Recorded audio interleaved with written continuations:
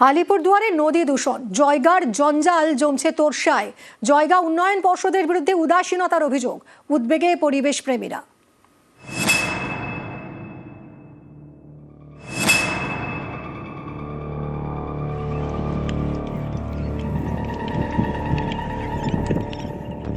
তোরসা ভারত ভুটান সীমান্ত শহর জয়গায় স্রোতস্বিনী নদীর গর্ভে জমছে জঞ্জাল।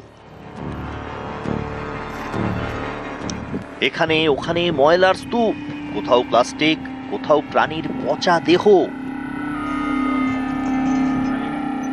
তাই হয়ে আছে আবর্জনা। অবস্থা এমন যে নদী না ভাগার বোঝা দেয়। জয়গা শহরে কোনো ডাম্পিং গ্রাউন্ড নেই। জয়গা উন্নয়ন পর্ষদ একটি বেসরকারি সংস্থাকে আবর্জনা সংগ্রহের দায়িত্ব দিয়েছে। অভিযোগ, এই সংস্থা জঞ্জাল সংগ্রহ করে তোরসার বুকে এনে ফেলছে, তাতেই নদীতে বাড়ছে দূষণ। जबड़ा, ये मार्केट का जबड़ा है, यहाँ पर फेंके हाँ जगह नहीं है इसलिए यहीं पर फेंक रहे हैं फिलहाल। कितना अच्छा लगता है नदी के नहीं किनारे। नहीं, यह फेंकना तो अच्छी बात नहीं है, ये नदी है, गंदा मेला होता है, पर क्या करेगा, अभी जगह नहीं है, यही फेंक रहे हैं। তোরসার চরে পাথর ভাঙেন যারা, তাদের দাবি দুর্গন্ধে কাজ করতে পারছেন না। সেই প্রচন্ড গন্ধ থাকাই যায় না। এখানে কুকুর বিলাই সব বাজারে যেখানে মরে সব জড়ে টড়ে আনি এখানে ফেলাই। নোংরা কি করবেন এখন?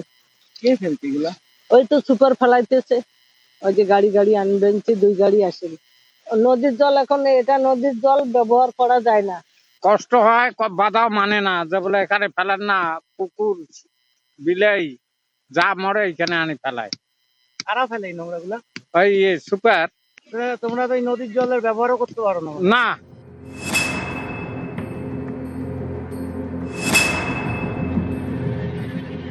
যতক্ষণ না জনগণ উৎখাত করে এখান থেকে ফালাবে না, ততক্ষণ না তো জায়গার বিকাশ হবে, উন্নয়ন হবে, না চা বাগানিয়াদের উন্নয়ন হবে, না এই যে উত্তর বাঙালের উন্নয়ন হবে। কিচ্ছু হবে না এই যে তৃণমূল শাসনে।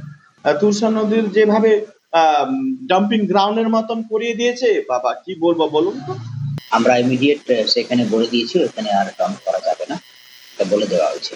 জায়গাতে একটা সলিড ওয়েস্ট ম্যানেজমেন্টের একটা প্রকল্পের খুব দরকার আছে। আমরা জেডি এর পক্ষ থেকে রাজ্য সরকারকে একটা ডিপিআর পাঠিয়েছি, খুব সম্ভবত সেটা আমরা স্যাংশন পেয়ে যাব। আর এই সমস্যাটা সম্ভবত বেশি দিন আর থাকবে না। মানুষ থেকে বন্য প্রাণ, তোরসায় দূষণের কবলে বিপদ প্রত্যেকেরই, চিন্তায় পরিবেশ প্রেমীরা। তোরসা নদী দূষিত হতে থাকে, তাহলে আগামী দিনে আমাদের এই ডুয়ার্সে যে বনাঞ্চল বক্সা এবং জলদাপাড়া উভয়ে একটা বড় পরিবেশ বিপর্যয়ের সম্মুখীন হতে আশঙ্কা প্রকাশ করছি।